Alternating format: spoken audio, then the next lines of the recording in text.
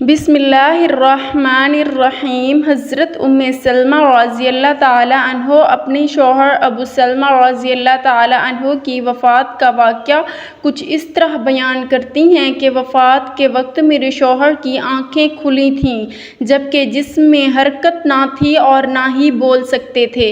کسی نے رسول صلی اللہ علیہ وآلہ وسلم کو میرے شوہر کی اس حالت کی خبر دی تو آپ صلی اللہ علیہ وآلہ وسلم ہمارے گھر تشریف لائے۔ جب نبی کریم صلی اللہ علیہ وآلہ وسلم میرے شوہر کے پاس آئے تو انہوں نے دیکھا کہ میرے شوہر کی آنکھیں کھلی ہیں، تو انہوں نے اپنے ہاتھ مبارک سے آنکھوں کو بند کرتے ہوئے فرمایا کہ جب موت کا فرشتہ انسان کی روح قبض کرتا ہے تو مرنے والے کی آنکھوں کی روشنی بھی روح کے ساتھ چلی جاتی ہے۔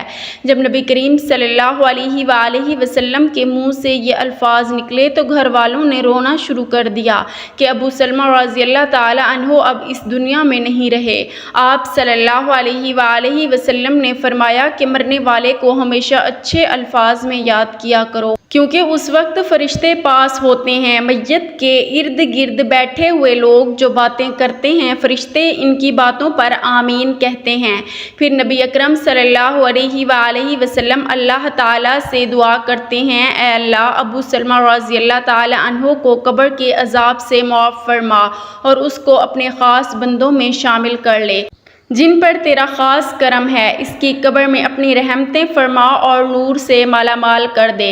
نبی کریم صلی اللہ علیہ وآلہ وسلم کی اس دعا سے ثابت ہوتا ہے کہ جب مسلمان وصال کر جاتا ہے تو اللہ تعالیٰ مسلمان کی قبر میں نور اور رحمتیں عطا کر دیتا ہے، اور جب ایک غیر مسلم مر جاتا ہے تو اللہ تعالیٰ اس کی قبر کو تنگ اور عذاب سے بھر دیتا ہے۔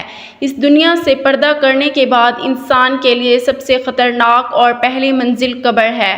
اگر انسان اپنی پہلی منزل یعنی قبر کے عذاب سے بچ جائے تو اس کے لیے باقی سب منزلیں پار کرنا کوئی مشکل نہیں رہ جاتا ہے۔ اسی لیے نبی کریم صلی اللہ علیہ وآلہ وسلم نے فرمایا ہے کہ انسان کو مرنے کے بعد بہت سی منزلیں طے کرنا پڑتی ہیں، جن میں سے سب سے پہلے قبر کا عذاب ہوتا ہے۔ اگر انسان قبر کی سختی سے بچ جائے تو دوسری منزلیں اس کے لیے آسان ہو جاتی ہیں۔ ایک دفعہ نبی کریم صلی اللہ علیہ وآلہ وسلم قبرستان سے گزر رہے تھے تو رسول صلی اللہ علیہ وآلہ وسلم نے قبر کا عذاب بیان کرتے ہوئے فرمایا ہے کہ مجھے اگر اس بات کا ڈر نہ ہوتا کہ تم میت کو قبر میں دفن کرنا چھوڑ دو گے تو میں اپنے رب کریم سے دعا فرماتا کہ وہ آپ کو بھی قبر کے عذاب سے آگاہ کرتے، جس طرح میں سن رہا ہوں اور دیکھ رہا ہوں۔ آپ صلی اللہ علیہ وآلہ وسلم جب صحابہ کرام کو قبر کے عذاب سے آگاہ کرتے تو سب کے رونگٹے کھڑے ہو جاتے تھے۔ حضرت محمد صلی اللہ علیہ وآلہ وسلم کا فرمان ہے کہ مرنے کے بعد قبر انسان کی پہلی سیڑھی ہے۔ جس بندے کی یہ منزل آسان ہوگی تو باقی سب منزلیں اس کے لیے آسان کر دی جائیں گی۔ جس نے اس منزل سے آسانی حاصل نہ کی تو اس کے لیے دوسری منزلیں عبور کرنا بہت ہی مشکل ہو جائے گی۔ حضرت محمد صلی اللہ علیہ وآلہ وسلم نے فرمایا کہ میں نے آج تک قبر سے سخت ترین منظر کبھی نہیں دیکھا۔ نبی کریم صلی اللہ علیہ وآلہ وسلم کا فرمان ہے کہ میت کو جب قبر میں داخل کر کے گھر کی طرف لوٹتے ہیں تو میت لوگوں کے چلنے کی آواز کو اچھی طرح سن رہی ہوتی ہے۔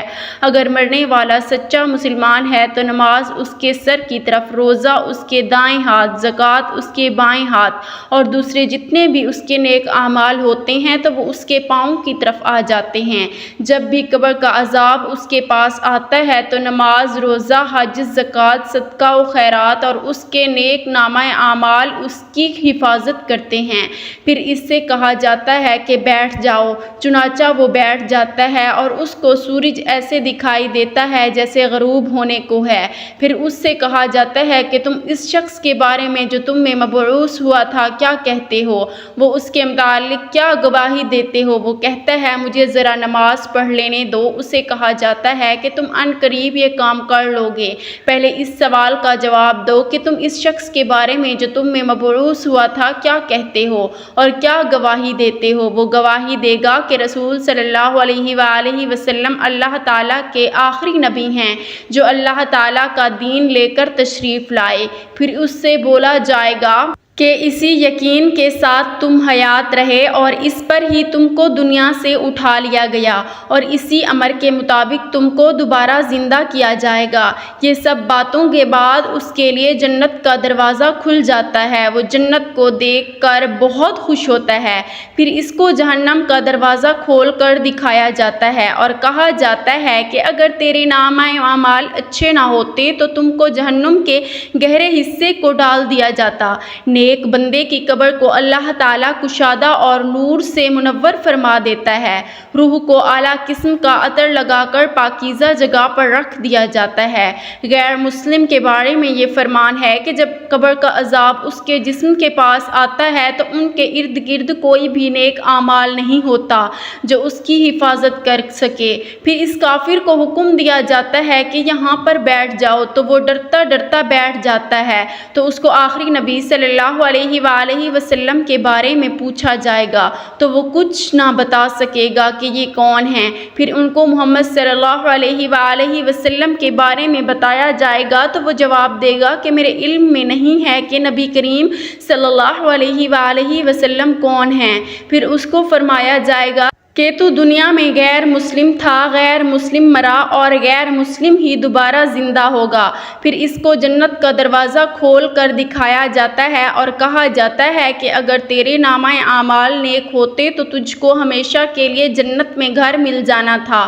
پھر اس کو وہاں سے جہنم میں لے جایا جائے گا اور کہا جائے گا کہ تو نے ہمیشہ ہی گناہوں کو پسند کیا ہے، اسی لیے تیرا ٹھکانہ یہ جہنم ہے۔ وہ جہنم کو دیکھ کر حیران ہوگا اور کہے گا کاش میرا بھی نامہ اعمال نیک ہوتا اور مجھے جنت میں داخل کر دیا جاتا۔ پھر اللہ تعالیٰ اس کی قبر کی چاروں اطراف کو آپس میں ملا دے گا کہ اس کی پسلیاں ریزہ ریزہ ہو جائیں گی۔ اللہ تعالیٰ کا فرمان ہے کہ جو بندہ میرے بتائے ہوئے کاموں پر عمل نہیں کرے گا تو میں اس کے لیے قبر کو تنگ کر دوں گا۔ حضرت ابن عمر سے روایت ہے کہ رسول صلی اللہ علیہ وآلہ وسلم نے ارشاد فرمایا جب انسان کا انتقال ہو جاتا ہے تو اس پر صبح و شام اس کا ٹھکانہ پیش کیا جاتا ہے۔ اگر وہ اہل جنت میں سے ہے تو جنت والوں کا مقام اور اگر اہل جہنم سے ہے تو جہنم والوں کا مقام اس کو دکھایا جاتا ہے۔ پھر کہا جاتا ہے کہ یہ تیرا ٹھکانہ ہے یہاں تک کہ اللہ تجھ کو قیامت کے دن اٹھائے گا۔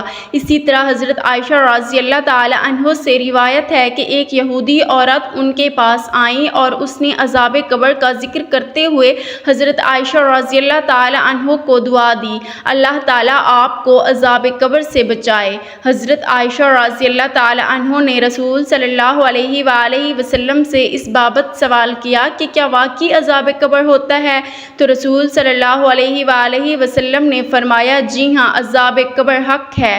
حضرت عائشہ رضی اللہ تعالی عنہ فرماتی ہیں کہ اس کے بعد میں نے رسول صلی اللہ علیہ وآلہ وسلم کو ہمیشہ دیکھا کہ ہر نماز میں عذاب قبر سے پناہ مانگتے تھے۔ حضرت سیدنا قتادہ رحمۃ اللہ علیہ فرماتے ہیں عذاب قبر کے 3 حصے ہیں، 1/3 عذاب پیشاب سے نہ بچنے کے سبب، 1/3 غیبت کے سبب اور 1/3 چغل خوری کے سبب ہوتا ہے۔